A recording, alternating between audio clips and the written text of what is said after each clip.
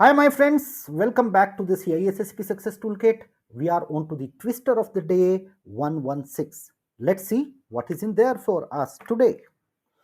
Go ahead and pause this particular video or read through. It's a lengthy question. I have deliberately given you a lengthy question for you to pass your CISSP exam. I hope you have taken 1 minute and answered this particular question.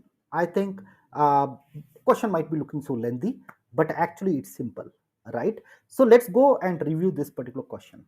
You are the security manager of a large data center. You need to secure a doorway that connects the main data center floor with a secondary server room that holds sensitive data. I think sensitive data is the keyword here. This doorway should only allow authorized personnel to enter one at a time. I think that is another keyword here, right? And it should detect any unauthorized access. Which of the following security measures should you implement? So, security controls are to be implemented in line with the kind of sensitivity a particular area has based on what level of data it is actually storing it or maybe processing it. Any data center processing very sensitive data, you need to have very high security controls implemented there. So few controls which we implement, and you can also see that on the options as well. Let's see it from the option D, right? Biometric locks. So biometric locks is more of a access control, which will help you to prevent somebody as an unauthorized person entering into your premise or maybe a data center. But the biometric locks by itself, once they are open, they are very much vulnerable to somebody piggybacking in, right? Somebody just, somebody can take some load in their hand as an attacker, and he may come and ask somebody to, help him to open the door by using their own biometric device. And that's normally happens, right? People just open it, and the hacker take advantage of that humanity there with the humans, right? That is called as a social engineering attack. So biometric locks are good by itself.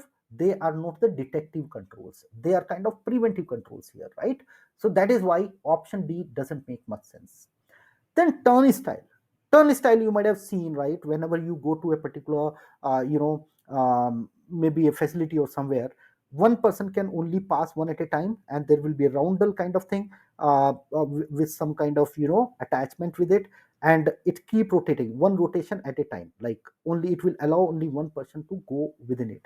That's a good control to prevent multiple people piggybacking, another person going with another authorized person. That will definitely do it. More of a preventive control, but this is not of a detective control. The question is asking us, um, this doorway should only allow authorized person to enter one at a time, and it should detect any unauthorized access. So detection also has to be there. So normally with turnstile, what we do, we need to have a extra guard all the time taking care of that. So that's, I don't think it's the best kind of, even though it helps to only allow only one person at a time, but this is not more of a preventive control by itself, right? Then the third option is CCTV camera.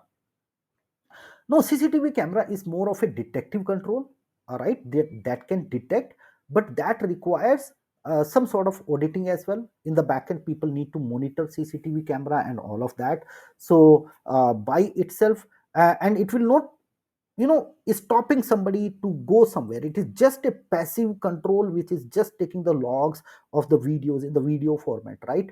So may not be the right option here for this question.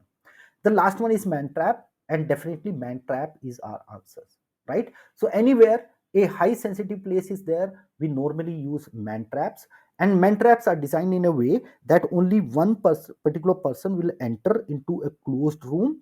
He will authenticate, and also, CCTV monitoring is also there, and it will make sure that until he authorizes himself, the he is kind of under a trap door, right? That is called as a trap door. So this is also a good control to identify some an unauthorized access to the facility as well, and as well as we are making sure that only one person enter at a time. So as per that, definition, I think this is the best answer, for this particular question. I hope you are liking this entire series. Go ahead and share and subscribe, and also consider CISSP Success Toolkit, because if you want more of these kind of question practice, we do a lot of practice, almost 1,000 and more than 1,000 questions also, which we practice in live sessions. So go ahead and subscribe to that. And with that said, I will meet you in the next video. Thank you very much.